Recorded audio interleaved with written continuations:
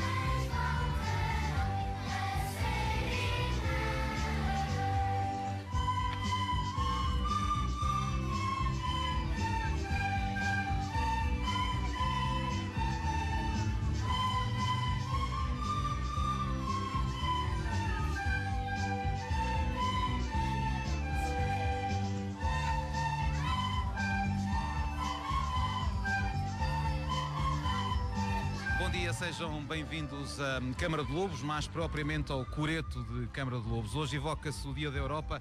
A 9 de maio de 1950, Robert Schuman propôs à República Federal da Alemanha e a outros países europeus a criação de uma comunidade de interesses pacíficos. A Europa tinha sido a Segunda Grande Guerra e estava praticamente toda destruída. Esta proposta, conhecida como Declaração Schuman, é considerada o começo da criação do que é hoje aquilo que conhecemos como União Europeia. Na Cimeira de Milão de 85, os chefes de Estado e do Governo decidiram declarar então este dia 9 como o Dia da Europa. Ora, e para falar sobre a Europa em parceria com a Europe Direct e a Associação Insular de Geografia, estamos reunidos no Coreto de Câmara de Lobos. São nossos convidados para um debate que vai daqui mais ou menos até ao meio-dia e meia. Ana Rita Barros, do Time Europa, Fernanda Cardoso, é a Diretora Regional dos Assuntos Europeus, Marco Teles, do Europe Direct Madeira, e também Pedro Coelho, o Presidente da Câmara Municipal de Câmara de Lobos. A todos, muito obrigado, bom dia, tenham um bom Dia da Europa.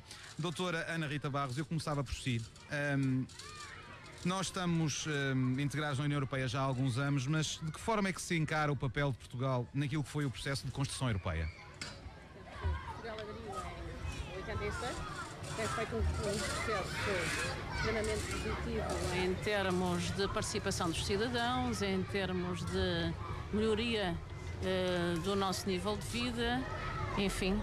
Agora, futuramente, penso que Portugal tem que se virar para aquilo que é importante e que pode ser uma mais-valia para a Europa, que é a nossa fronteira marítima e o mar, e fazer a nossa ponte relativamente ao continente americano. Penso que é aí, porque nós temos uma costa enorme, que Portugal tem que se impor relativamente à questão europeia. Doutora Fernanda Cardoso. Muito bom dia. Em primeiro lugar, muito obrigada pelo convite. Enfim, participo com muita alegria no Dia da Europa neste debate.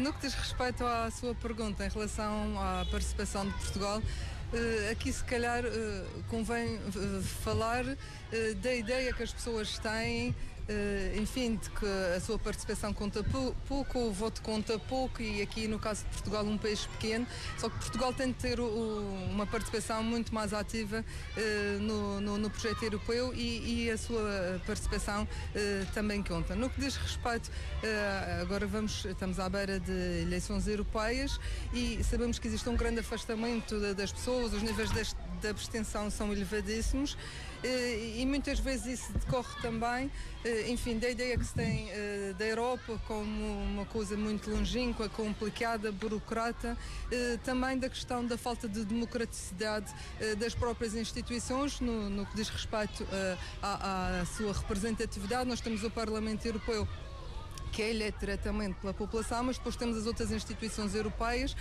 nomeadamente o seu órgão executivo, a Comissão, enfim, que não têm uma democraticidade do mesmo nível.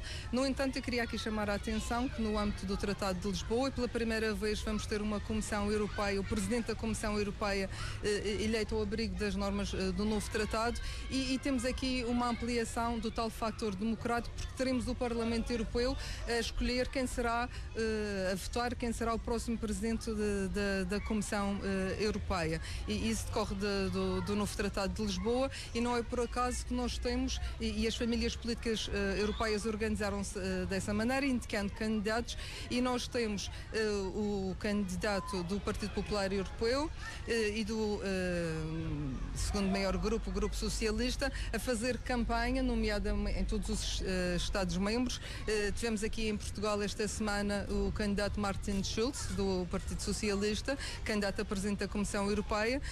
Temos na próxima semana Jean-Claude Juncker, enfim, numa lógica de apresentarem os seus projetos políticos, e nós aqui saímos daquela lógica burocrata de um Presidente de Comissão não eleito para um Presidente de Comissão com uma legitimidade reforçada, e isso é muito importante na filosofia dos novos projetos que se estão a apresentar, e também para captar o interesse dos eleitores. Outra das questões que tem afastado muitas pessoas das eleições europeias e que se traduzem nos tais níveis de abstenção altíssimos tem a ver com a forma como a Europa deu as respostas que apresentou neste quadro de crise europeia profunda.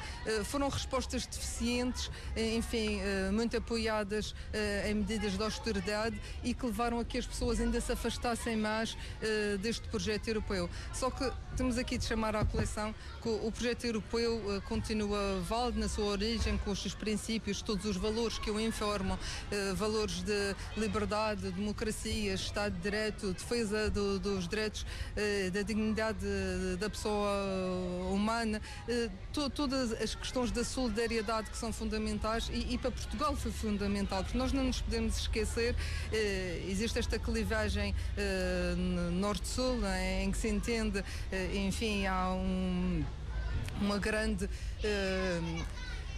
Entender os países do Sul que a culpa vem do lado do Norte, e o Norte queixa-se do Sul, e o Norte queixa-se do Sul, e enfim, e estas lógicas têm de ser esbatidas.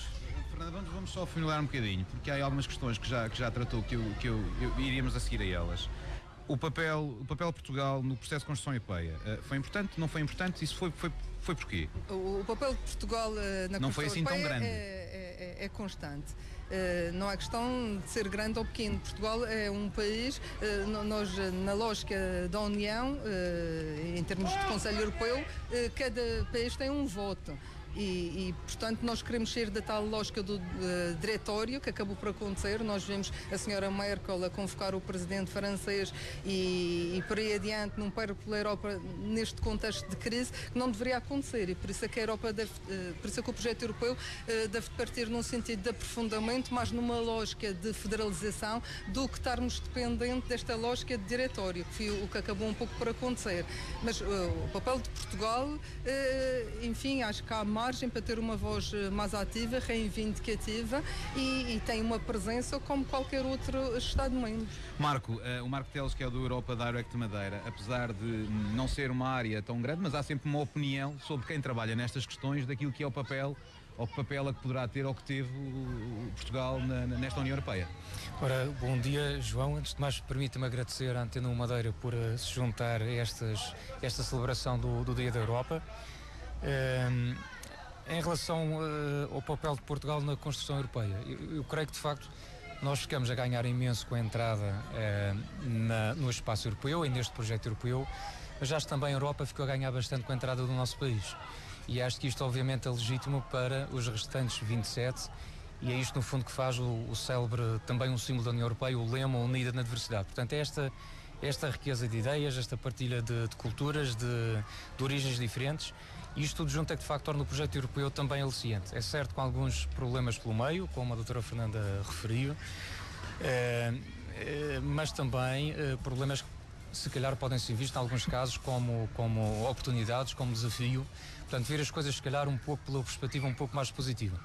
Nós, no Centro de Informação Europa Direct Madeira, temos feito aquilo que está ao nosso alcance, no sentido também de ajudar a esclarecer as pessoas sobre o que é, no fundo, o projeto europeu, como é que funciona a relação entre as instituições europeias, porque, de facto, nós notamos que muitas das vezes este descontentamento que a doutora Fernanda falava em relação ao projeto europeu também decorre de algum desconhecimento de como é que as coisas efetivamente funcionam. Ou porque a informação não chega bem à população, ou porque outras vezes pode essa mesma informação ser mal interpretada. E, portanto, estas coisas todas juntas fazem que muitas das vezes as pessoas, de facto, se afastem desta ideia da Europa, e sendo certo que, efetivamente, em termos estatísticos, os resultados do Eurobarómetro de outubro-novembro de 2013 mostram que, de facto, com a entrada em funcionamento do plano de ajustamento económico e financeiro, as ideias que os portugueses tinham sobre o projeto europeu, portanto, a imagem que tinham da Europa foi piorando, e neste momento, no último resultado que foi publicado, cerca de 40% dos portugueses tinham uma imagem negativa da União Europeia. Havia uma percentagem semelhante, cerca de 30 e tal por cento, 37 salvo erro, que tinham uma imagem neutra sobre o projeto europeu, e os restantes tinham a tal imagem positiva. De qualquer forma, nem tudo é mau, não está tudo perdido. Havia também, registrou-se nesse estudo, 59% da população portuguesa que continua a se identificar com o projeto europeu, que se sentem cidadãos, portanto, desta Europa, e embora descontentes pontualmente com algumas questões, como se compreende, continuam a acreditar globalmente no projeto europeu. Dr. Pedro Coelho, é Presidente da Câmara Municipal de Câmara de Lobos. Houve aqui uma grande reunião que está a evocar este Dia da Europa. Na sua opinião, qual foi o papel de Portugal nesta construção europeia? Bem, em primeiro lugar, gostaria de cumprimentar os presentes e felicitar a Antena 1 por comemorar o Dia da Europa aqui em Câmara de Lobos, nesta cidade, neste concelho. Dizer que, como todos sabemos, Portugal aderiu ao Conselho das Comunidades Europeias em 1977, depois, fruto de negociações intensas, em 85, o antigo primeiro-ministro português, Mário Soares, assinou o acordo para aderirmos na altura à Comunidade Económica Europeia, e foi extremamente importante, porque na altura tínhamos a Europa do Norte e a Europa do Sul, e em 86, no dia 1 de janeiro de 86, dois países do Sul, Portugal e Espanha, aderiram à então Comunidade Económica Europeia. Temos que nos recordar que na altura haviam algumas mudanças sociais, algumas mudanças políticas e económicas até, e portanto era importante chamar alguns países do Sul, e neste caso em termos estratégicos foi importante Portugal e Espanha, para aquele conceito que falava ainda há pouco, o conceito de paz, que em 1950 foi isso o princípio de Robert Schuman, um antigo ministro francês dos negócios estrangeiros, em que há 64 anos atrás alertava para o facto de, fruto da Segunda Guerra Mundial, a Europa ter que se unir, e hoje foi também fruto do trabalho dele que hoje temos a União Europeia, e portanto a entrada de Portugal, sendo que era um país do Sul, foi importante em 1986 aderirmos à então Comunidade Económica Europeia. As nossas passados alguns anos, é importante fazer um balanço, acho que é positivo. Não queria falar só de fundos, falo de experiências, de conceitos, de valências. Acho que Portugal ganhou muito, perdeu também parte da sua soberania, falo nomeadamente em termos económicos e financeiros. Tínhamos uma moeda, agora não temos, mas no prato da balança todos nós temos a consciência que, fazendo parte da zona euro, não temos a política cambial, que no passado podia ser importante em termos de facilitarmos, entre aspas, as nossas exportações ou importações, mas a verdade é que isolados não vamos a lado nenhum. Isto vale para a Europa, vale para a política, vale para o município, portanto, todos juntos seremos mais fortes, e todos nós temos que ter a consciência que hoje estamos melhor por estarmos na União Europeia. Doutora Ana Rita, já há bocado foi ali, de alguma forma, falado pela doutora Fernanda Cardoso. Há aqui umas ideias que, relativamente à Europa, quer se queira, quer não, um cidadão tem. É longínqua, fica lá em Bruxelas, construíram lá uma série. Os centros de decisão é que estão longe, não é? Estamos a tentar também desmistificar um bocadinho este discurso, porque a Europa também pode ser explicada de umas outras formas. É longínqua, fica lá muito longe. Quando não é longínqua, é burocrática, há muito papel, há muita confusão.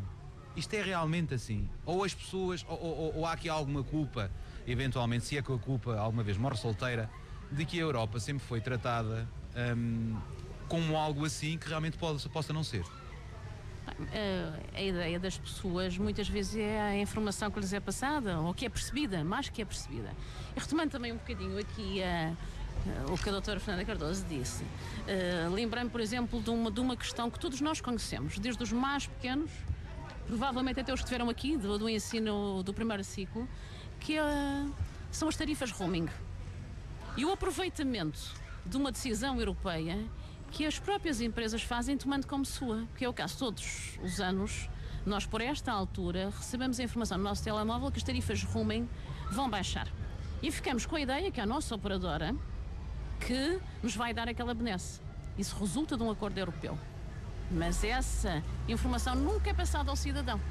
E uma das últimas propostas até para concretizar o mercado interno, que é um mercado, como sabemos, o mercado único começou em 92 com as 4 liberdades, a livre circulação das pessoas, dos bens, dos capitais e dos serviços, é exatamente efetuar um acordo europeu com as operadoras de maneira que o tarifário neste mercado único de 508 milhões de cidadãos seja único e igual para toda a Europa, ou seja, não há serviço roaming, os pressários são comuns.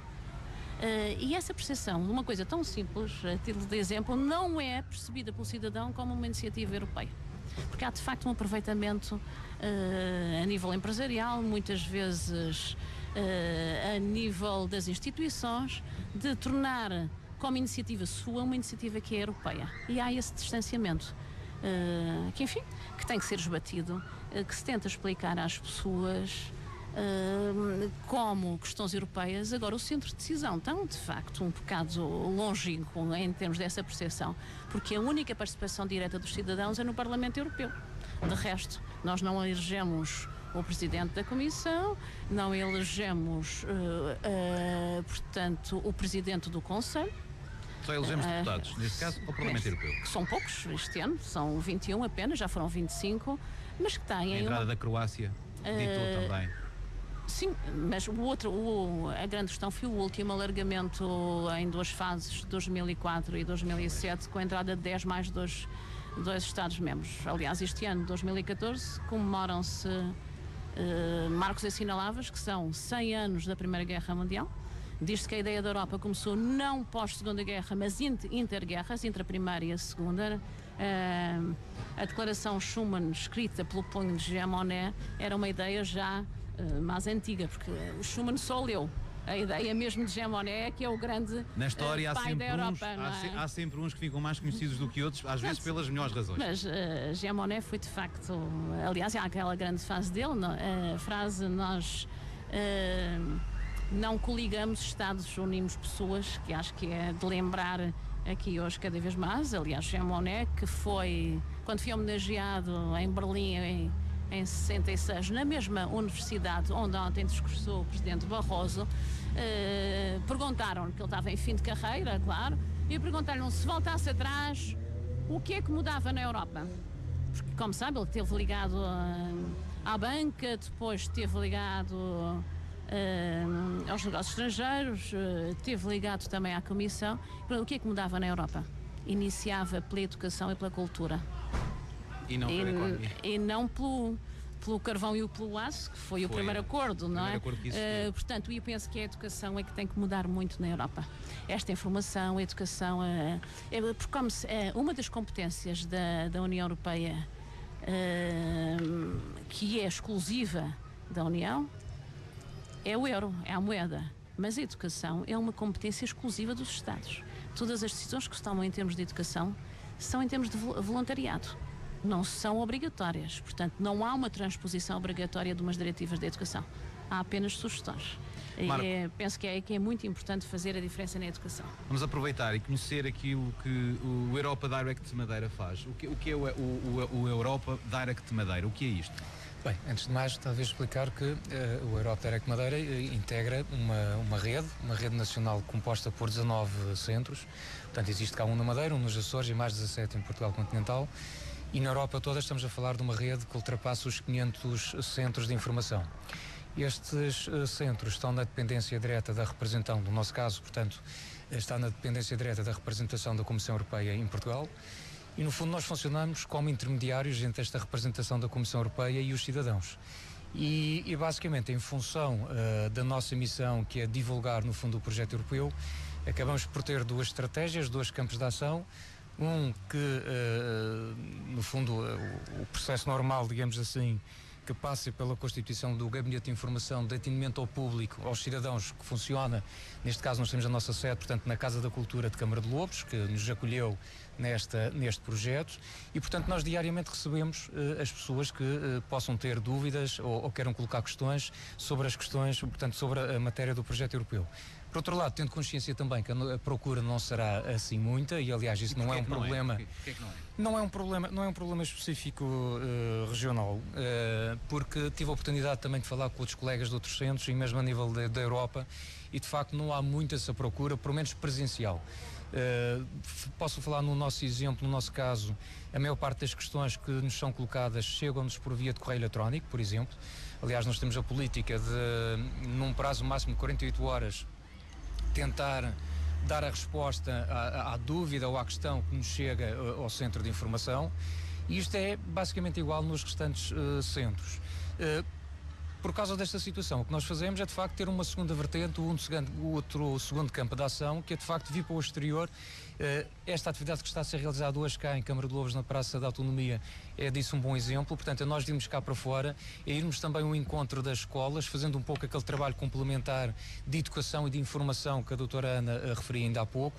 E portanto nós temos, ao nível do projeto Europa Direct Madeira, temos, por exemplo, uma iniciativa chamada Europa Vai à Tua Escola, em que nós agendamos, precisamente com as escolas, visitas, e de acordo com a faixa etária, vamos lá fazer uma pequena apresentação relacionada com os temas europeus, e tentamos naturalmente também levar algum material de suporte, precisamente para colmatar estas lacunas de informação que muitas das vezes, e devo dizer que ao fim de um ano e meio de trabalho também nas idas às escolas, ficamos de facto com a percepção que muitas das vezes também os jovens estão efetivamente mal informados sobre as questões europeias.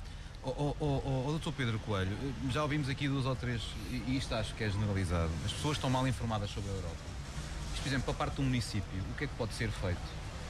Se é que alguma coisa pode ser feita, ou deva ser feita, para que as pessoas tenham essa percepção de que nós estamos na Europa.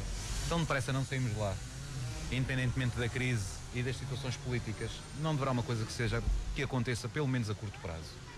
Os jovens estão longe, às vezes não percebem o que é isto, o que é possível fazer, o que é que pode ser feito, se é que alguma coisa deve ser feita. Bem, desde já agradeço a sua pergunta. Nós somos o concelho mais jovem da Madeira, 37% da população tem menos de 25 anos, e por isso é que nós temos dito que a educação é um fator estratégico de desenvolvimento conselho. Acredito, até ainda há pouco pegando nas palavras de uma interlocutora, ainda há pouco, a educação é fundamental.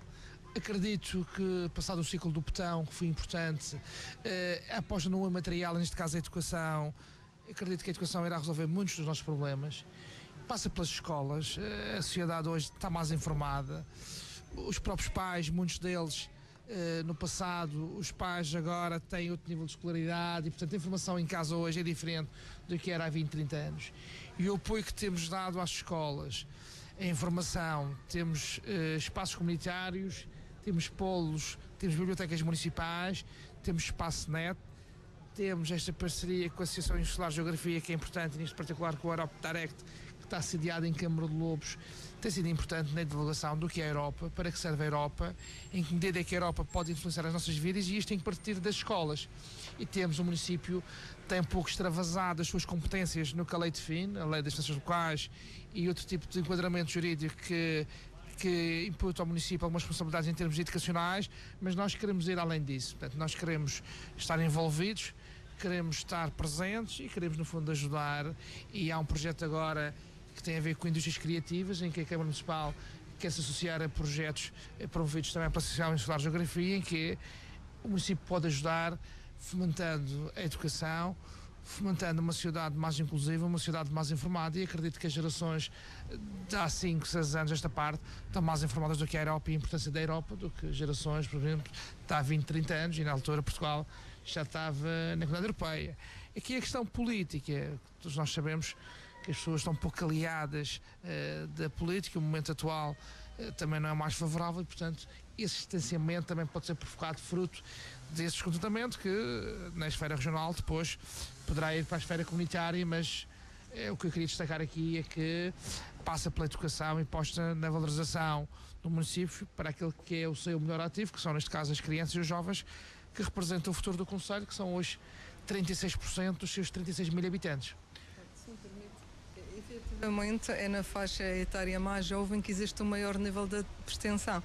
E, como já disse aqui o Dr. Marco Teles, decorre muito do desconhecimento que existe em relação a essas matérias, que se compreende pela sua complexidade, mas que é importante que se ultrapasse. A maior parte das pessoas não tem a noção de que existe um conjunto vastíssimo de matérias que são da competência exclusiva da União Europeia, das instituições europeias.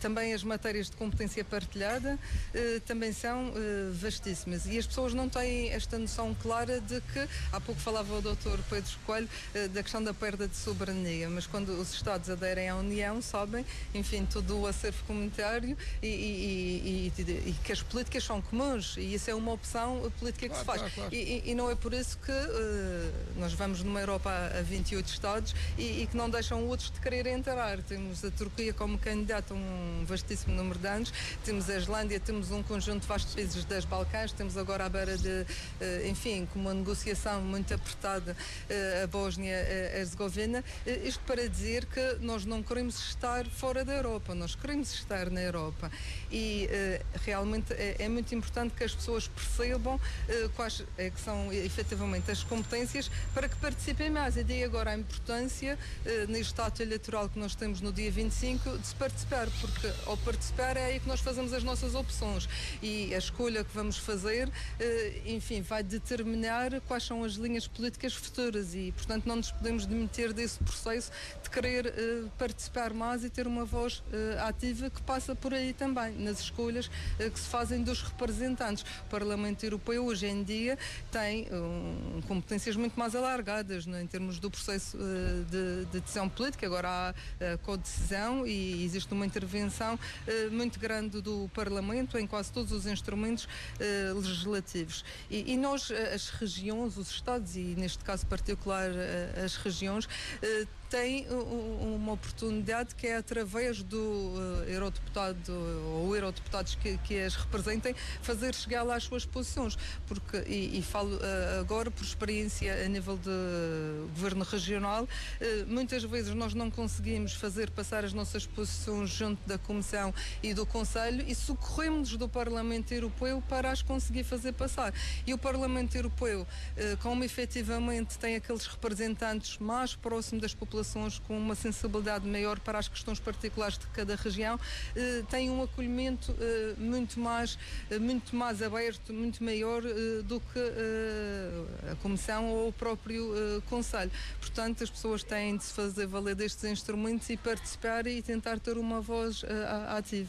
Eu perguntava, até por aquilo que acabou de dizer, nós acham que neste momento estamos a caminhar para uma Europa mais integrada, para uma espécie de federação, ou pelo contrário vamos começar a assistir a uma desagregação da própria União Europeia como a conhecemos? Basta-me recordar aqui um caso concreto do Reino Unido, que está para fazer um referendo para saber se sai ou se não sai. Não, efetivamente o Reino Unido, e não é só o Reino Unido, mas pronto, há outros movimentos separatistas e populistas noutros países. Existe uma grande emergência de movimento e numa altura de crise é mais propícia ainda ao aparecimento desses movimentos. Mas no caso particular do Reino Unido, nós até temos, e agora recentemente num discurso de campanha do candidato da família política do Partido Popular Europeu, Jean-Claude Juncker, tinha uma atenção atenção especial para o caso do Reino Unido. O Reino Unido, como sabem, está fora da zona euro, tem uma moeda própria, está fora da área Schengen e nós temos de perceber, e era este o discurso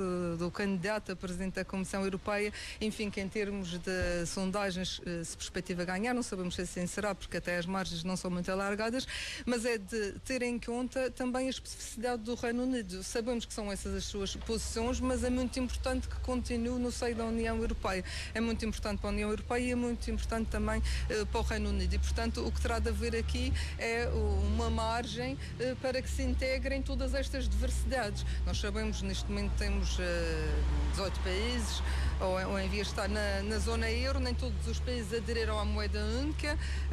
A moeda única faz parte do projeto europeu e da União Económica e Monetária, mas nós temos de perceber que também há países dentro da União que não querem estar na moeda única e tem que haver espaço para que isso aconteça e que eles também lá estejam. Aliás, tem-se encontrado e encontrou-se agora também no âmbito do Tratado de Lisboa soluções, enfim, que no fundo vão dar resposta a todas estas diversidades. Por exemplo, a questão da possibilidade de alguns países se juntam. Hoje em dia a questão da unanimidade foi muito esbatida e, portanto, em sede de Conselho podemos decidir a maior parte das matérias por maioria qualificada. Mas ainda há outra possibilidade, que é quando não há um entendimento de todos os Estados-membros, um conjunto de Estados poderem organizar através das cooperações reforçadas e numa determinada matéria evoluírem com políticas comuns a esse grupo de Estados. Portanto, o que temos que encontrar é aqui a união na diversidade e conseguirmos o nosso projeto conjunto dos 28 Estados neste momento, atendendo às especificidades de cada um. Aliás, é isso que nós estamos constantemente a reivindicar para a Madeira enquanto região ultraperiférica e para o conjunto das regiões ultraperiféricas. Portugal, quando aderiu à União Europeia, teve o cuidado de salvaguardar que para a sua região autónoma, as suas regiões autónomas, e neste caso regiões ultraperiféricas com dificuldades próprias, com estrangimentos estruturais, cumulativos e permanentes, medidas específicas. Nós tivemos, por exemplo, a possibilidade, logo na altura salvaguardada no ato de adesão, de ter um IVA reduzido em 30%, porque, como sabem, as regras da União são comuns a todos os Estados-membros e regiões, mas nós conseguimos, atendendo à nossa especificidade própria, logo na altura da adesão, salvaguardar isso. Depois conseguimos, e hoje em dia temos o artigo 355 e 349 no Tratado, que permitem que o Tratado se aplique, mas de uma forma diferenciada para este conjunto de regiões, atendendo às suas especificidades. E este engloba um conjunto vastíssimo de matérias, não só no que diz respeito ao acesso a fundos estruturais, que foi muito importante. Nós temos a Madeira, enquanto região classificada como mais desenvolvida, nunca teria taxas de comparticipação de 85% e conseguiu isso por ser uma região ultraperiférica. Enfim, e um outro vasto conjunto de matérias, e temos derrogações, medidas específicas próprias que decorre da própria União atender à nossa especificidade e disso ter ficado consagrado até em sede de tratado. Também não nos podemos esquecer que um dos princípios fundamentais da União Europeia é a coesão económica, social e territorial. Portanto, nós não podemos ser penalizados só porque vivemos num território da União Europeia diferente, com constrangimentos de outra natureza. Portanto, temos de ter acesso no mesmo patamar de oportunidade e igualdade ao mercado único como têm as outras regiões, nomeadamente as do centro da Europa. E tudo isso numa lógica, enfim, de políticas comuns, de salvaguarda do princípio da igualdade. Igualdade é tratar diferente aquilo que é diferente e por isso é que têm que haver medidas adaptadas para as regiões e, neste caso, volta à sua pergunta do Reino Unido, o Reino Unido com as suas especificidades próprias, não querendo prescindir da sua moeda própria, não querendo estar no passo Schengen por questões de segurança ou bem entender, também tem de ter um espaço dentro da União Europeia. O Reino Unido, não sei se posso interferir, o Reino Unido não tem só esse desafio em 2017 do referendo de saída ou não da União Europeia, tem agora um referendo da Escócia, já este ano. E também a Catalunha diz que vai fazer um referendo também, embora o governo central espanhol tenha dito que não, eles também vão fazer. Portanto, estamos numa situação complicada. Há também uma região do norte da Itália que diz que também quer pertencer ao Tirol, por exemplo, porque não havendo harmonização fiscal, pertencendo à parte da Áustria, tem taxas fiscais mais reduzidas. Enfim, estamos a assistir a uma situação complicada. Não, tem que dar soluções e tem que, enfim, a Escócia, o facto da Escócia separar do Reino Unido não quer dizer que depois não venha pedir a adesão à União Europeia. A Catalunha também põe isso em hipótese. Só que são situações que têm que ser tratadas. E o Reino Unido, as estatísticas recentes do Eurobarómetro indicam que os cidadãos do Reino Unido não querem assim tanto sair da União Europeia, porque o peso, o custo que eles têm de pertencer à União Europeia, mais ou menos 128 libras por ano por cidadão, são importantes na sua participação. Portanto, esse custo não é relevante para a tomada de decisões que o Reino Unido tem no facto de ser um Estado-membro. Porque, como nós sabemos, a Noruega nunca quis entrar na União Europeia, mas até transpõe grande parte das diretivas da União Europeia e faz essa aplicação. No entanto, não tem participação no processo de tomada de decisão. Portanto, e o custo de participar numa associação destas, enfim, tem o seu peso, não é? Na sua opinião, acha que a Europa está então... Está numa situação complicada, vai ter que arranjar remendos, mas na sua perspectiva caminhamos para cada vez mais uma desagregação, que acabou praticamente de me dar 3 ou 4 exemplos concretos que são de desagregação? Os paradigmas da Europa hoje em dia que são diferentes, não é? Nós temos uma Europa que representa 7% da população mundial, mas 20% do rendimento, 20% da riqueza. Nós temos que ver isso, e dentro da Europa o que há é uma reivindicação das regiões, que falou aqui a doutora há pouco, mas também das cidades. Cada vez mais se está a apostar na Europa das cidades, portanto, e o peso das cidades relativamente ao todo. Quando fala nas cidades, estamos a falar de cidades como os grandes centros de decisão. Paris é um centro de decisão, Londres é um centro de decisão, é isso que está a querer dizer? São centros importantes que têm um peso flagrante na Europa, no seu todo. E a Europa cada vez mais tenta valorizar a Europa dos cidadãos, a Europa das cidades, enfim, mais do que a Europa dos países e dos Estados.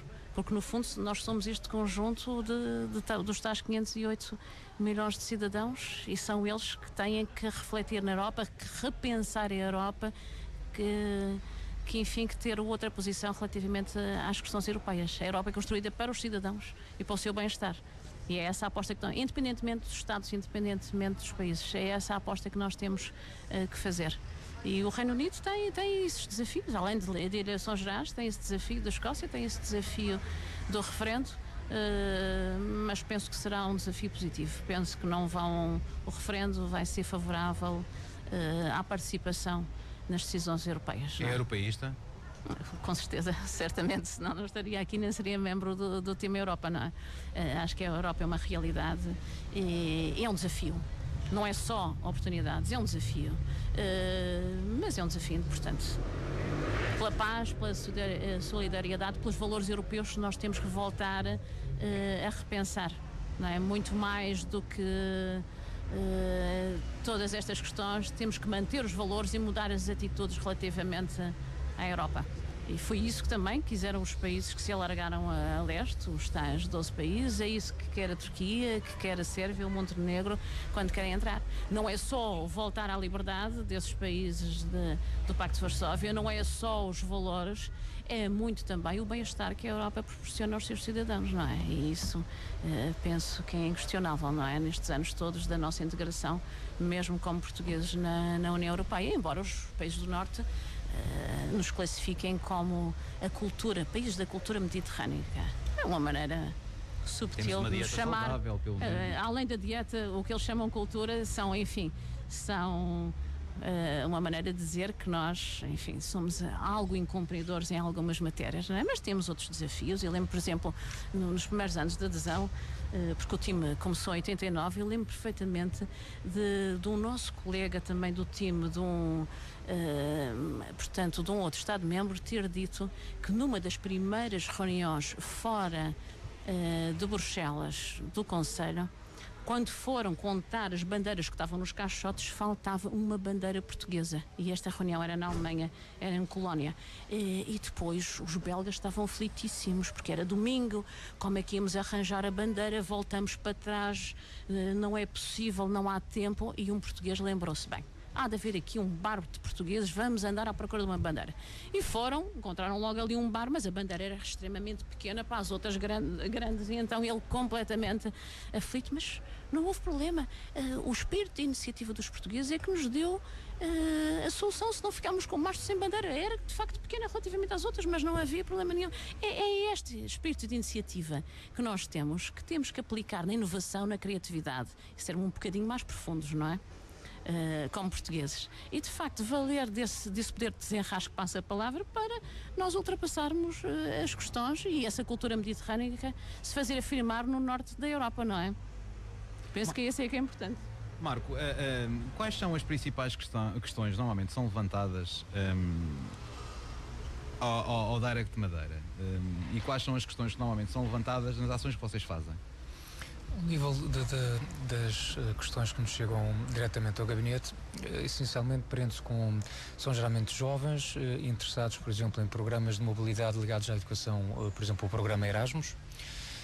Mas também temos recebido com alguma regularidade dúvidas e pedidos de ajuda, digamos assim, relacionados com situações de emprego, da possibilidade de arranjar emprego num outro país. Portanto, as pessoas começam a ter uma perspectiva de que pelo menos a Europa pode dar emprego, se não aqui no outro lado. Se não aqui no outro lado. O que nós obviamente fazemos é encaminhar este tipo de situação para o outro tipo de instituição que tenha a resposta mais direta, porque efetivamente existem várias redes de apoio aos cidadãos. O STEAM Europa constitui no fundo uma rede, o Europe Direct também, naturalmente, também é uma rede europeia, mas existem outras. Por exemplo, existe a rede EURES, que é uma rede relacionada especificamente com a situação do emprego, e onde de facto qualquer cidadão se pode dirigir, será atendido por um conselheiro, uma conselheira EURES, e que no fundo tratará de todo o processo, juntamente com a pessoa que lá chega, de ver de quais as possibilidades em função das competências que tem, quais as possibilidades de arranjar um emprego num dos outros países comunitários. Aliás, a rede EURES creio que ultrapassa mesmo os 28 Estados-membros, inclui também o Liechtenstein, e eu creio que a Noruega também está envolvida. Exatamente.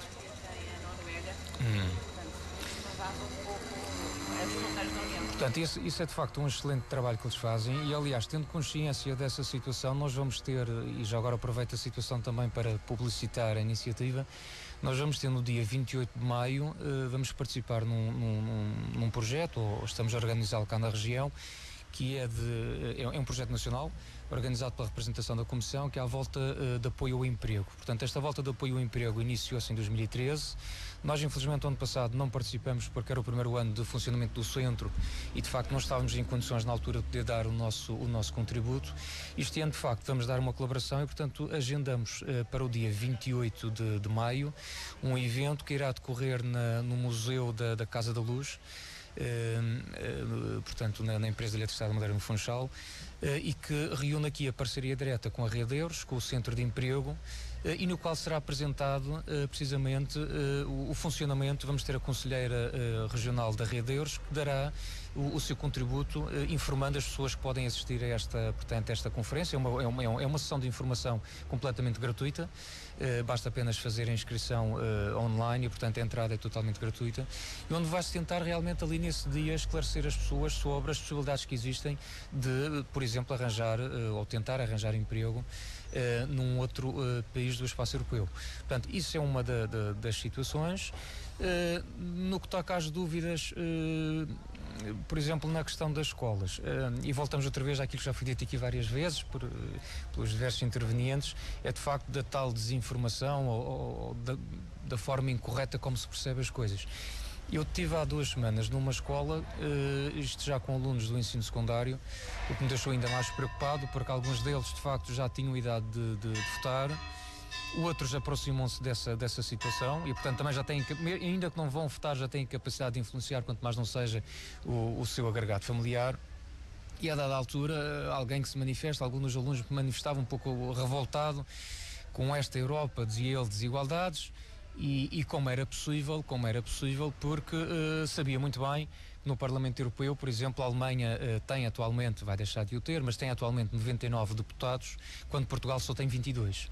Bom, isso agora com o Tratado de Lisboa passa a haver uma alteração, a Alemanha vai ter no máximo 96, Portugal perde um eurodeputado, passa a ter 21, mas ele estava revoltadíssimo com esta situação, achava aquilo muito injusto. Bom, eu de facto não sei como é que ele tinha, como é que aquela informação lhe foi passada, mas de facto o que estava ali em causa, e depois rapidamente uma outra colega por acaso esclareceu a situação, e ainda bem, fui um aluno e não houve aqui a necessidade de haver intervenção, porque obviamente isso não decorre de um desequilíbrio económico ou quer que seja. Portanto, essa proporção de deputados no Parlamento Europeu tem única e exclusivamente a ver com a questão da população. Portanto, nós não podemos, por uma questão elementar de justiça, esperar que Portugal, com os seus 10 milhões de habitantes, tivesse o mesmo número de representantes no Parlamento Europeu que uma Alemanha que tem 80 milhões de habitantes. Portanto, isto é uma coisa elementar, mas de facto na cabeça portanto, daquele aluno, na sua forma de entender, havia de facto ali claramente uma situação de injustiça. E portanto, são estas informações que às vezes parecem muito elementares, muito básicas, que muitas das vezes nós também temos que ir lá explicar. Porque realmente, dizia há dias o Sr. Secretário de Educação, que esteve cá hoje também presente nesta iniciativa aqui na Praça da Autonomia, ele dizia outro dia, numa outra sessão, que não se pode amar aquilo que se desconhece. E, efetivamente, a gente não pode gostar daquilo que se desconhece ou daquilo que se conhece mal. E, de facto, população jovem, os jovens que estejam mal informados sobre o projeto europeu, muito dificilmente se vão apaixonar por estas ideias quando, por exemplo, estão em casa sistematicamente a ser bombardeados com informações e, sobretudo, como dizia também a doutora Ana, e parece-me bastante interessante, fala-se muitas das vezes daquilo que efetivamente está mal, mas será importante reforçar aquilo de bom, aquilo que de positivo existe de facto na União Europeia, e isso às vezes nós temos feito esse trabalho. Nós apostamos muito na questão das tecnologias, das redes sociais.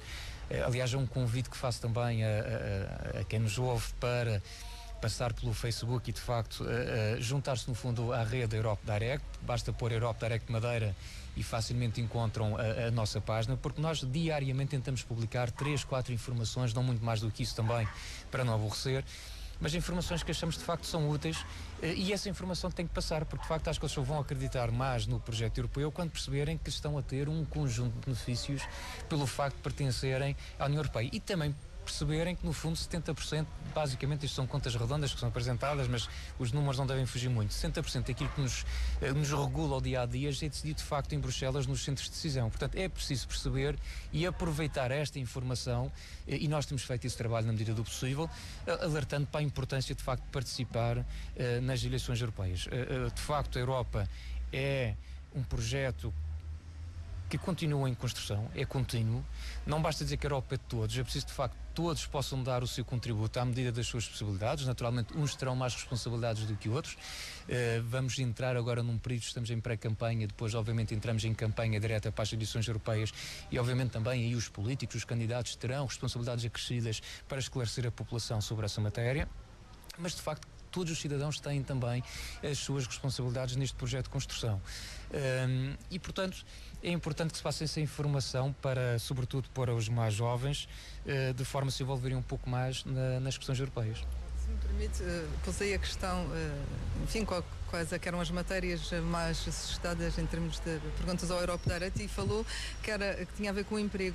É perfeitamente natural, porque desde 2008 na União Europeia cerca de 6 milhões de pessoas foram para o desemprego, e portanto essa é uma preocupação perfeitamente natural.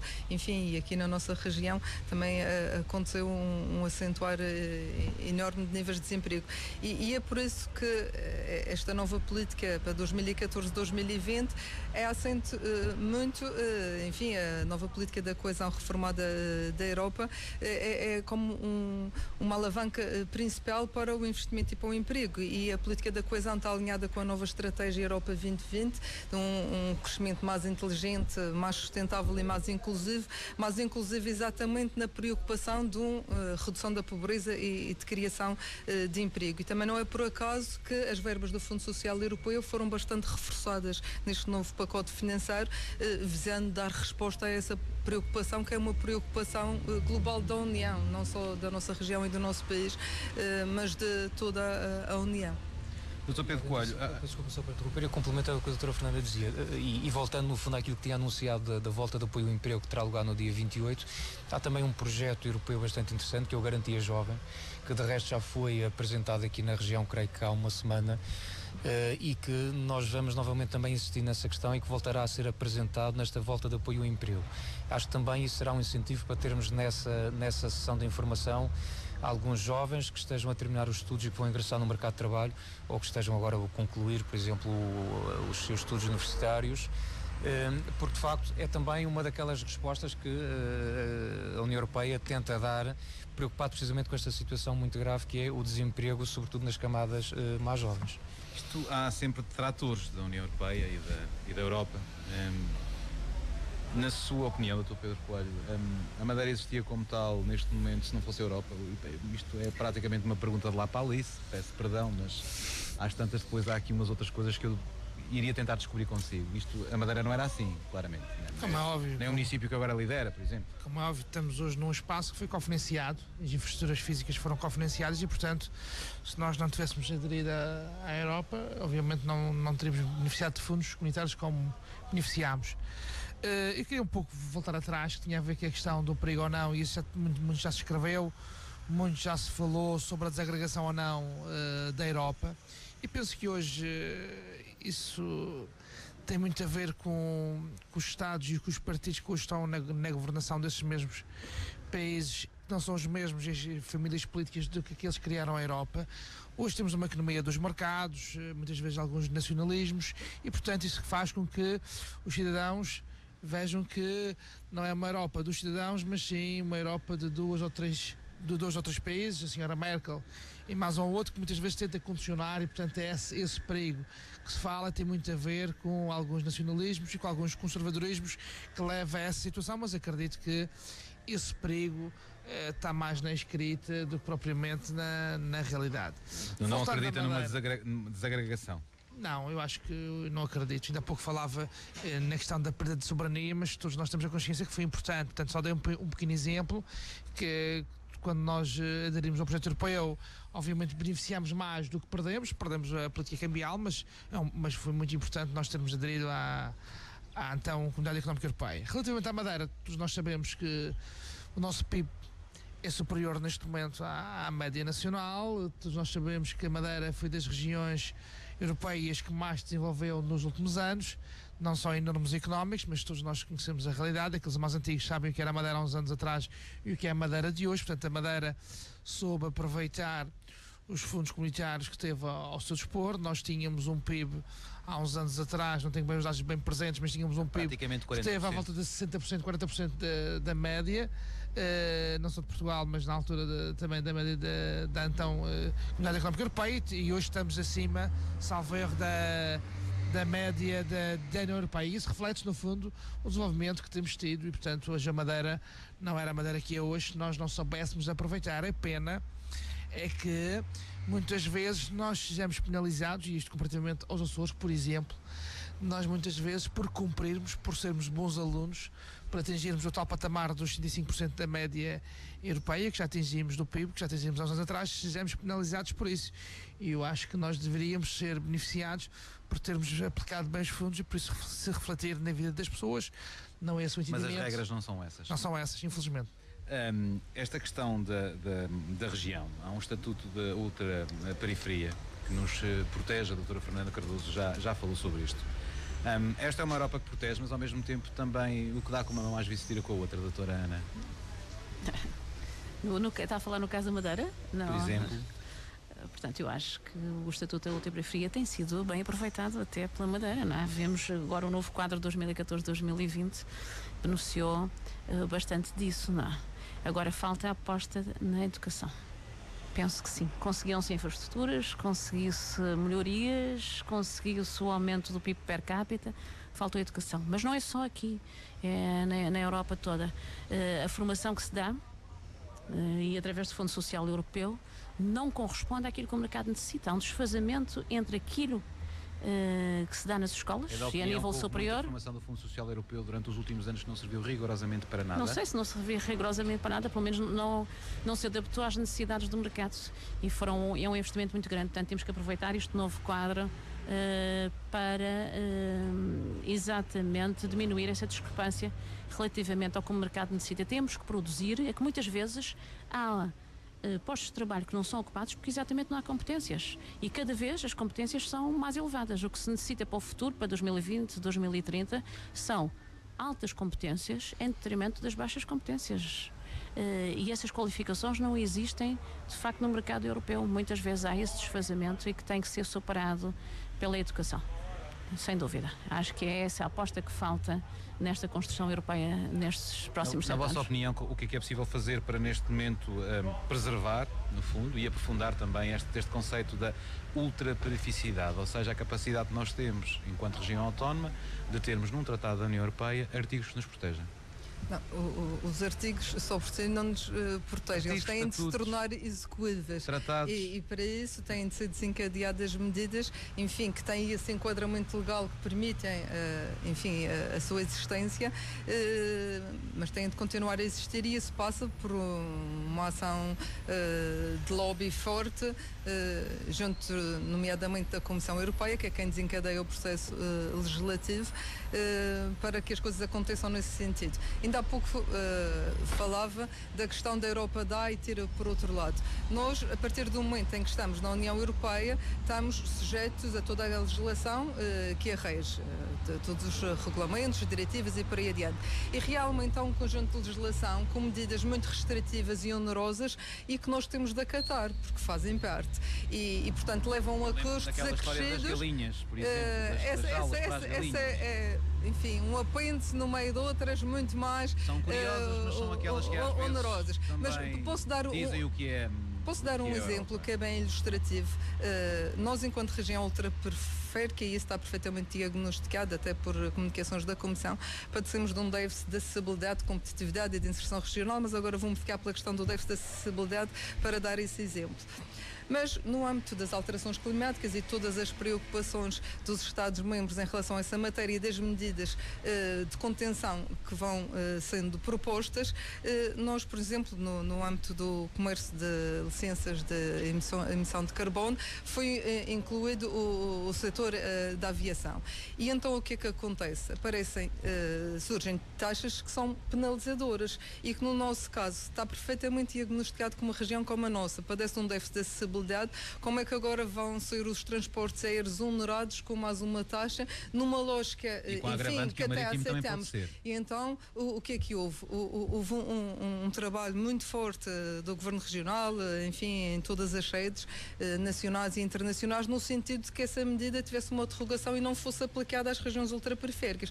Neste momento conseguimos que até 2016 assim seja. Em 2016 haverá uma revisão e serão retomadas as negociações em relação à futura aplicação desse instrumento legislativo. Estamos agora a surgir uma iniciativa legislativa para o transporte marítimo na mesma lógica, enfim, diminuição das emissões de carbono, que também vem honorar todo esse processo. Neste momento, nesta fase negocial, nós temos uma adaptação para as regiões ultraperiféricas que permite que no âmbito da cabotagem insular e dos transportes por ferry que estejam excluídas. Isto para demonstrar que no fundo tem de ser a nossa ação no sentido de salvaguarda enfim, da nossa especificidade e ao abrigo do tal estatuto da ultraperiferia, que é o que nos permite ter este tratamento diferenciado, temos é que ter uma ação forte para que assim vá acontecendo. E em diversas sedes, há pouco tinha falado da sede dos fundos estruturais, agora estou a falar que é numa sede diferente. Não é uma questão de verem mais apoios, é uma questão de não se aplicar uma medida legislativa que é onerosa para a região. Nós vamos ter eleições europeias a 25 de maio. Só queria dizer uma coisa, é porque é esta questão que a doutora falou, que são os lobbies europeus, que o lobby em termos europeus, a palavra não é muito, não tem a conotação tão má como tem em Portugal. Não, o Parlamento Europeu vê-se imenso. E que o Reino Unido, que falamos há bocado, consegue exatamente, ter uma série de cláusulas de salvaguarda e de opting out, assim como a Dinamarca, e Portugal não tem essa força para impor essas cláusulas de salvaguarda como tem em países como o Reino Unido ou a Dinamarca. São essas situações. Portanto, a única... Dizem os negociadores que a única questão em que o Reino Unido, na mesa de negociações, tomou a dianteira, concordou e foi o primeiro a propor, foi a questão das alterações climáticas por causa do gás natural e do seu fornecimento, porque eles pensaram logo que se eles fecham o gás lá embaixo, nós morremos de frio cá em cima, não é? É a única vez que o Reino Unido tomou a iniciativa de propor alguma coisa, porque de resto há sempre situações de salvaguarda, há sempre situações de opting out, há sempre situações de reserva. E é essa a questão. Penso que a partir de novembro próximo se vai agravar, porque Portugal neste momento no Conselho tem 12 votos contra 20 e tal da Alemanha, ou seja, mais ou menos metade. E agora, com a entrada em vigor de uma cláusula do Tratado de Lisboa relativamente à votação no Conselho ser por dupla maioria, ou seja, 55% dos Estados e 65% da população, a tomada de decisões vai ter um reverso muito grande para Portugal. Portanto, Portugal aí tem que se impor, tem que reafirmar a sua posição de Estado-membro desde 86. Penso que essa situação é importante. Deram as 12 badaladas, é meio-dia, temos cerca de mais 20, 25 minutos de conversa à volta da Europa. Estão as eleições europeias à porta. Dia 25 de maio é escolhido o Parlamento Europeu, já se tratou daqui desta questão. O que eu vos pergunto é o seguinte: havendo tanto divórcio, porque há, relativamente aos cidadãos com a Europa, como é que se consegue aproximá-los para que as taxas de abstenção deixam? O que é possível fazer? Ou o que é necessário fazer para aproximar as pessoas da Europa? Como é que as levamos a votar? Tem que haver um grande esforço de campanha, e isso aí também completamente aos candidatos ao apresentarem os seus projetos. Doutora, deixa-me fazer o papel do diabo. Diga. Numa altura em que as pessoas, a maioria das pessoas, eu não falo por elas, mas sendo jornalista tenho essa apreciação, estão, desculpe-me o termo, farta de políticos. Como é que serão os políticos a fazer este tipo de papel? As pessoas estão um pouco fartas dos políticos e neste contexto da União Europeia, porque tem a ver exatamente com a resposta deficiente que foi dada à crise enfim, começam-se a perder um pouco as esperanças, mas é preciso ver que há um grande esforço no sentido de que assim não seja, ultrapassar essas questões, e já começamos a ver, se bem que não vimos na prática, vimos nos números e no papel, mas os indicadores começam a ser positivos.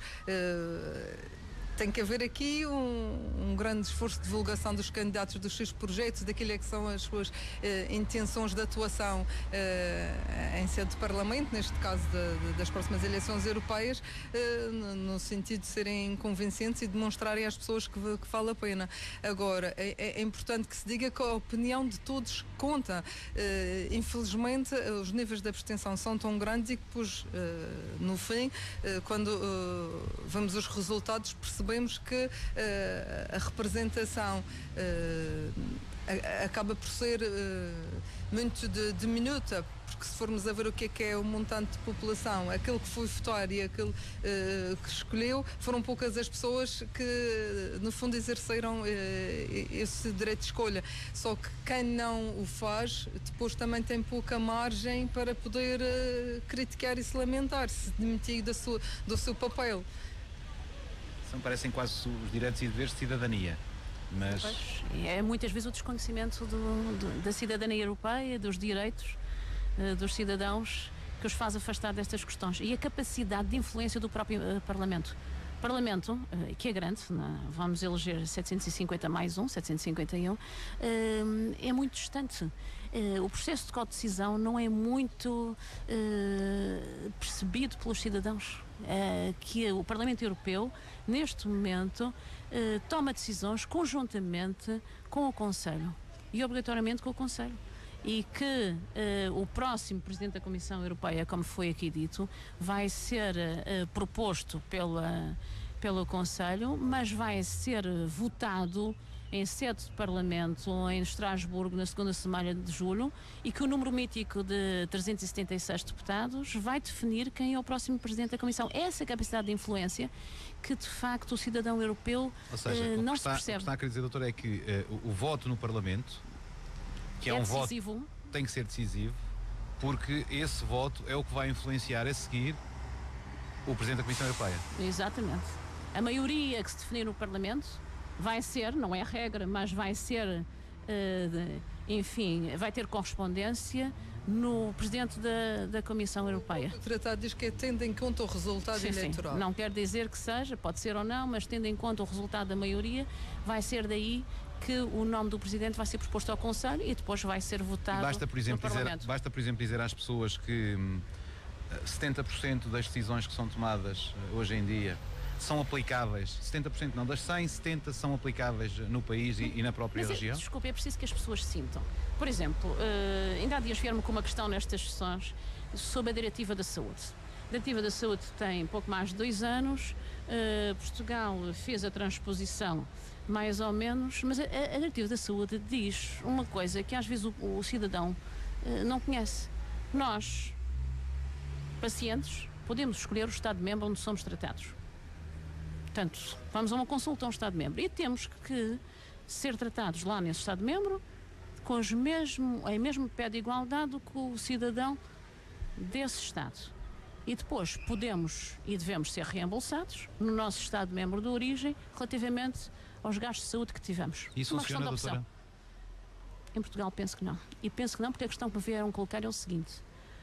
Alguém que se deslocou a um Estado, porque o cidadão pode optar, teve lá um tratamento médico, não foi reembolsado aqui pelos respectivos serviços, não vou dizer qual, portanto estamos a falar de Segurança Social e ADSE, e depois quis incluir isso nas despesas de saúde e efeitos de IRS e teve um funcionário de finanças que desconhecia absolutamente a Diretiva da Saúde, achava que aquilo por ter sido fora de Portugal não era uma despesa de saúde. Não, nós somos cidadãos europeus, a Diretiva existe, teve o seu período de derrogação, agora tem que ser aplicado. O Ministério da Saúde devia de ter um centro de informação. Se for ao site, o Ministério da Saúde português não tem um centro de informação, é o único Estado que não tem um centro de informação ao cidadão relativamente à Diretiva da Saúde. Isso é muito importante. Eu posso optar onde é que vou ser tratada. Doutora, dê-nos mais 1 ou 2 exemplos. Não estamos a falar da Madeira, porque ainda tem deslocações ao continente, mas nas regiões fronteiriças isso é extremamente importante. Évora, Beja, até pela questão, por exemplo, dos combustíveis, é mais barato abastecer em Espanha para quem está no continente. Nós não podemos ir às Canárias. Ou tem um tratamento mais rápido. Não tem que estar nas filas de espera de um hospital Dê-nos mais público, 1 ou 2 exemplos para que as pessoas possam compreender claramente que a Europa tem vantagens e que Dou um exemplo fiscal que normalmente custa muito às pessoas. Não há harmonização fiscal, mas o caso, por exemplo, de cidadãos portugueses que estão noutro Estado-membro e que depois trazem o carro para Portugal. Normalmente Portugal tem sido chamada a atenção porque quando fazem o registro do veículo no Estado português são obrigados a pagar novamente o IVA e há aí um problema de dupla tributação. Isso acontece inúmeras vezes. Somos questionados com isso, vezes sem conta. São situações... E isso não é permitido? O que não devia de ter a dupla tributação, não é? Mas para isso o cidadão tem que estar informado dos seus direitos e muitas vezes os nossos concidadãos europeus que estão no outro Estado-membro fazem valer os seus direitos e Portugal tem sido chamado a atenção e tem devolvido esses valores. Mas são direitos que as pessoas não conhecem. Por exemplo, o conceito de um carro novo na Europa são 6 mil ou 6 mil quilómetros, não é? Depois, quando é vendido, portanto, de um Estado-membro para o outro, se o cidadão registra como novo e paga aí o imposto, no país de origem que o vendeu, devia de ser ressarcido desse valor. É outro direito que as pessoas não conhecem. Não é só o registro de um carro que já de ser usado, mas é um registro de um carro novo que devia de ser devolvido o imposto no país de origem desse veículo. Estou a falar imensos exemplos. No caso mesmo dos estudantes, quantos não conhecem o programa Erasmus, que agora é o programa para todo a aprendizagem ao longo da vida, já não há os coménios, os Sócrates, o programa único. Quantos alunos não conhecem? Enfim, lembro-me já há alguns anos de um outro exemplo que numa destas sessões, como o Dr. Marco diz, nos vieram. Foi os pais de uma aluna que estava a estudar em Aberdeen, na Escócia, no ensino superior, e no tempo em que havia aquele certificado de estudantes com reembolso da TAP. Portanto, isto já tem uns anos longos, não é? Deve ter mais de 10 anos. E a TAP dizia, não, embora a TAP nessa altura voasse diretamente para Aberdeen, não era considerado estudante porque não estava no espaço europeu. Era um estudante do ensino superior e a TAP, com o certificado de estudante, não reembolsava, não fazia a tarifa de estudante. Isso foi comunicado à União Europeia numa destas questões e a TAP foi obrigada a fazer a tarifa de estudante para esse aluno que estava no ensino superior num Estado-membro com os seus direitos de cidadania como se fosse no seu país de origem. Isso é a Europa, não é? É. São estas questões, são os seus direitos. Eu penso que é os direitos de cidadão. É mais, na Europa, no inquérito recente do Eurobarómetro, é mais aquilo que nos une do que aquilo que nos separa, mas é cada vez mais aquilo que nos separa. Por exemplo, no caso português, no Eurobarómetro sobre as eleições recentes, 14% dos portugueses disse que não acreditava na democracia na Europa, nem acreditava na democracia no seu país. E isso é complicado. Não é a democracia que está em causa, não é o funcionamento da democracia na Europa, nem em Portugal, mas eles associam estas questões que funcionam menos bem com uma coisa muito mais importante, que é uma dimensão política da democracia e do funcionamento da democracia. Isto é preocupante, porque nós, para fazer valer os nossos direitos, somos cada vez mais individuais e mais individualistas, mas as soluções têm que ser cada vez mais conjuntas, mais de coesão social. E é esta dicotomia que não é muitas vezes fácil gerir. O individualismo, com a tomada de decisões, com esta economia global, com as restrições orçamentais, com as pressões demográficas que a Europa tem, fazer valer isso tudo e apostar na Europa dos cidadãos. Fazer reinventar a Europa dos cidadãos, são eles que justificam a Europa onde nós estamos. Como é que se pode responder a esta questão de como trazer mais pessoas para as eleições europeias que aí vêm? Eu vou na mesma linha de pensamento da doutora Ana, que é a questão um bocadinho da informação, da divulgação dos direitos que as pessoas têm, das vantagens de nós pertencermos ao espaço europeu. A doutora Ana já referia alguns exemplos, haverão muitos outros, alguns dos quais as pessoas desconhecem, mas estou agora neste momento a falar consigo e a ver ali uma pequena mota de 125 centímetros cúbicos a passar a vulgar acelera. E é bom que as pessoas percebam que hoje podem conduzir uma acelera apenas com carta de carro, não precisam tirar a carta de moto, não é? Até esta cilindrada, e isso decorre de uma aplicação de uma diretiva comunitária, por exemplo. Isto não é uma decisão nacional nem regional, isto é a aplicação de uma diretiva comunitária. Portanto, é um benefício que nós também estamos a ter. Curiosamente, creio que Portugal foi, se calhar, se não foi o último, foi dos últimos países a adotar esta diretiva, não sei bem porquê, mas é claramente um benefício para os cidadãos no geral e que, efetivamente, se calhar muitas das pessoas estão a usufruir aqui de uma situação e que desconhecem. A situação do Erasmus também, obviamente, é extremamente importante. Nós estamos a falar de um programa, o Erasmus Plus, que neste novo quadro comunitário de 2014-2020 tem um reforço em cerca de 40%. São, salvo erro, 14,7 mil milhões. Creio que. Mil milhões. Pois, exatamente, não estou a dizer nenhuma. 2,5% afetos desculpe, não era interromper. Desta vez, o Erasmus contempla o desporto amador. O que é importante, é uma inovação relativamente ao Erasmus que nós conhecíamos, não é? Embora é de facto dos programas mais conseguidos da União Europeia, é o programa Erasmus, já mobilizou neste momento 3,5 milhões de estudantes. A Alemanha é o país mais emissor, a Espanha o mais receptor, isso também é importante, tem a ver com o sol, não é? Os alemães até gostam de vir cá para baixo, não é? Mas é um programa de aposta de futuro, é este intercâmbio de estudantes. Está provado que em termos de primeiro emprego, um estudante tenha tido uma experiência Erasmus e tenha o mesmo currículo do que outro que não a tenha, normalmente é preferido na escolha pelo empregador, exatamente pela dimensão. E é preciso saber que eu penso que o Erasmus continua a dar bolsas. Neste quadro vai aumentar até as bolsas. Porque as pessoas, eu penso que alguns estudantes devem pensar que estudar para um país estrangeiro implica custos exacerbados, mas há bolsas. O projeto Erasmus pelo menos tinha bolsas, eu penso que a Enas eram mantém. fixas e agora vão ser até de acordo com os rendimentos dos estudantes, o que é extremamente importante. Nós aqui, enquanto região ultraperiférica, também tivemos uma reivindicação e graças a Deus foi acolhida no Erasmus Plus, que tem a ver com a questão dos estudantes que se deslocavam de regiões ultraperiféricas pela distância, tornava-se muito mais oneroso e acabavam por não o fazer da mesma forma do que os outros. Então conseguimos que houvesse uma majoração que tivesse a ver com a distância da região da qual o estudante se encontrava deslocado e, portanto, aí também foi atendida a realidade específica de cada região ultraperiférica. É extremamente importante, portanto, esta mobilidade relativamente aos conhecimentos. E há uma coisa que nós não podemos esquecer, as 24 línguas oficiais da União Europeia. Temos que incentivar os nossos alunos a saber línguas.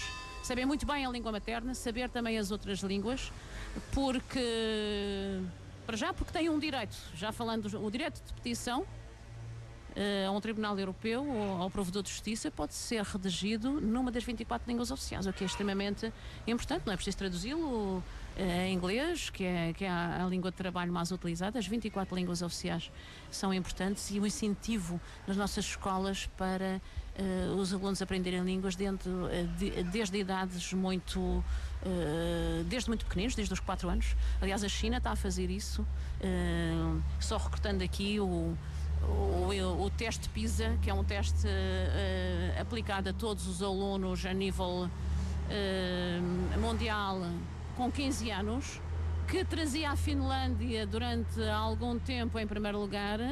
Em 2012 ficou toda a gente aflita porque a Finlândia baixou 7 lugares no teste PISA. Quem passou para primeiro lugar? Os chineses.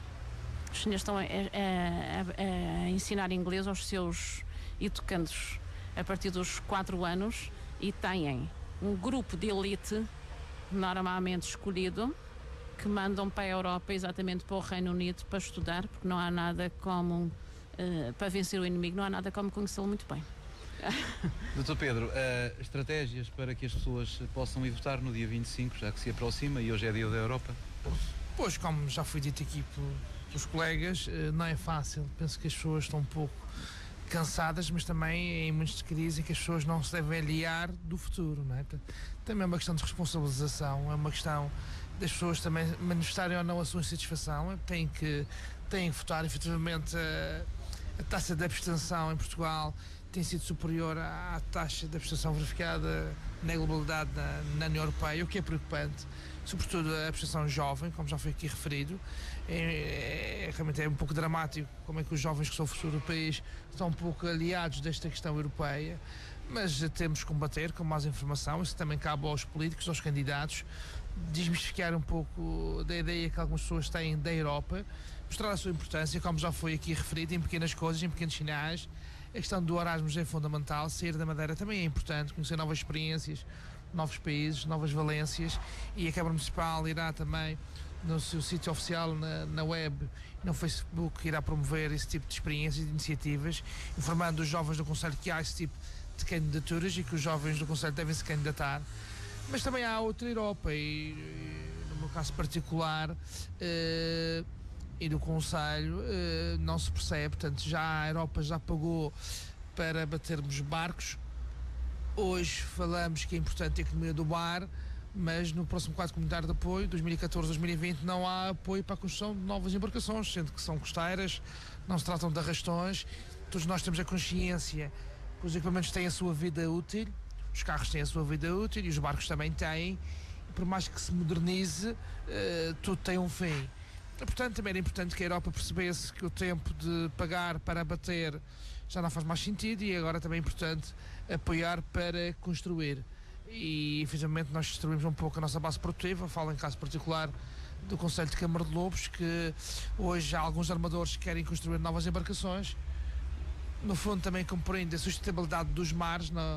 Obviamente nós somos responsáveis, mas a verdade é que não há não há esses apoios, e era importante, efetivamente, que... E não foi por falta de reivindicação. Pois, eu sei, na altura da deputada... Nomeadamente por termos uma frota artesanal, e, enfim, que se justificava também nos termos da nossa especificidade, mas não conseguimos realmente que fosse apoiado para a construção de novas embarcações, só para a modernização e as questões de segurança. Pois, isso também se passou com a nossa agricultura, e agora todos nós queremos voltar ao passado, né? Queremos voltar ao mar, queremos voltar à economia no mar, e era importante que eu, enquanto deputado, na altura veio cá a Comissária Europeia, falámos sobre esta matéria. Segundo sei, essa matéria ainda não foi solucionada.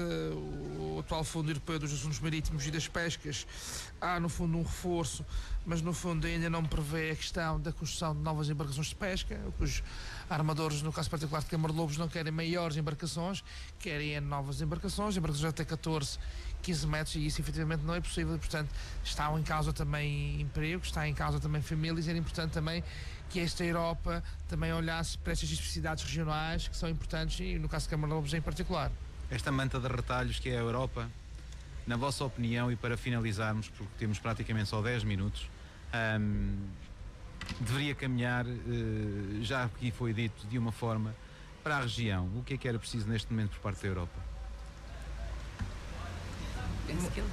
A manta de retalhos de que fala, se virmos numa perspectiva da diversidade que é a União Europeia, ninguém deve ser mentira. Nem foi, nem foi negativamente que eu chamei uma manta de retalhos. Porquê? Porque há especificidades regionais, há daqui, mas também há na Guiana Francesa, não é? As ultraperiferias não acontecem só aqui, estão palhadas praticamente. Não, claro que não. Aliás, o que é que nós precisávamos da Europa neste momento? Não, nós precisávamos e espero eu e julgo que vamos ter, por exemplo, no que diz respeito a este quadro 2014-2020, enfim, que já se iniciou, se bem que ainda haja um instrumento sem apreciação, como seja o caso do acordo de parceria, os programas operacionais que ainda estão em avaliação na Comissão, mas para este período nós já conseguimos muito, nós vamos receber fundos e enfim, aqui há muito, e eu agora vou ser se calhar um pouco crítica, há muito politicamente correto de dizer passou a fase do betão. A fase do betão foi uma fase importantíssima, porque o betão não é betão por si próprio. Aqui a doutora Ana Barros falou da questão da educação. Os fundos que vieram para a construção de equipamentos que não existiam também foram utilizados em equipamentos de educação. Nós, como foi falado há pouco, entramos na União Europeia com um PIB de 40%, sem qualquer infraestrutura enfim, sejam infraestruturas viárias, sejam equipamentos de saúde, sejam equipamentos de educação, nós tínhamos uma necessidade absoluta de tudo. E foi face também à nossa adesão na União Europeia que conseguimos dar esse salto de desenvolvimento e através de equipamentos escolares e, enfim, de uma série de outras iniciativas apoiadas pelo Fundo Social Europeu na área da formação. E por aí adiante que nós conseguimos, enfim, fazer também essa evolução. Está a perceber que os fundos são importantes, não é? Não, mas os fundos agora falamos do novo mais ou menos esta a política. Falamos do novo paradigma que tem a ver, enfim, toda a filosofia do novo programa operacional assenta e tinha de estar forçosamente alinhado com a estratégia Europa 2020 e que tem a ver com o tal, enfim, crescimento inteligente, sustentável e inclusivo, e portanto já não é numa lógica de investimentos em infraestruturas, mas nós temos de ter em atenção se esta lógica de união no seu todo está bem. No caso da nossa especificidade regional e de algumas infraestruturas que estavam a ser implementadas e que estão em vias de ser concluídas, era fundamental que houvesse apoios também para as concluir e não só na nova lógica e material que atravessa quase toda a estratégia. Mas a Madeira vai continuar o seu trabalho, não só os apoios já os consegui, são mais ou menos equivalentes ao período anterior, e isso foi uma grande conquista, porque enquanto região mais desenvolvida não teria direito... Perdemos cerca de 3% relativamente ao antigo quadro.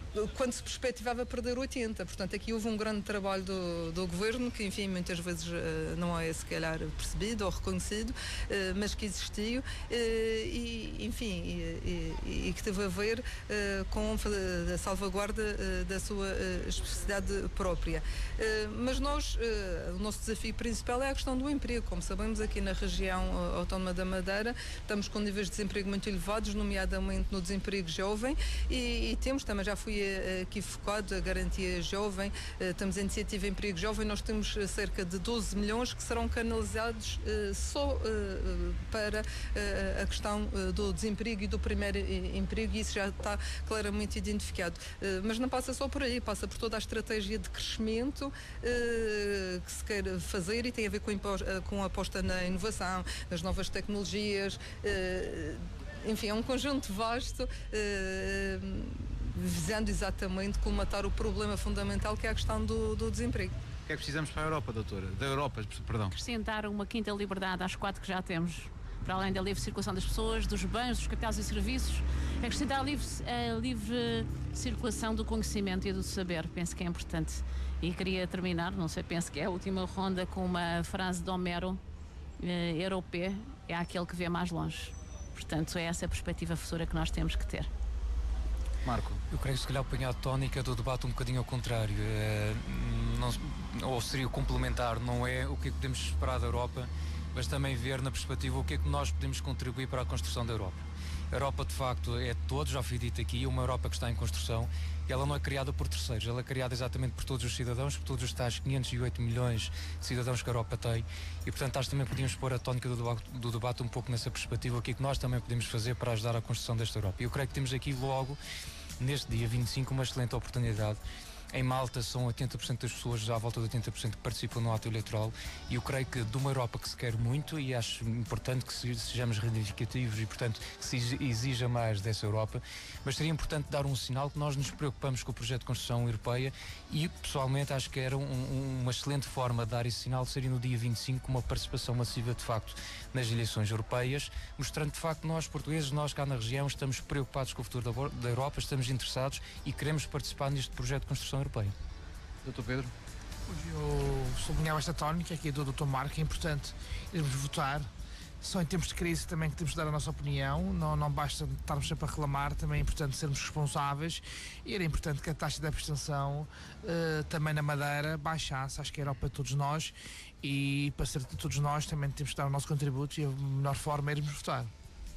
Muito bem, muito obrigado a todos estes convidados que estiveram neste palco improvisado em pleno coreto de Câmara de Lobos, que acolheu também na região as evocações e as comemorações deste Dia da Europa, que de certa forma nasceu a 9 de maio de 1950. A todos, muito obrigado. Bom Dia da Europa.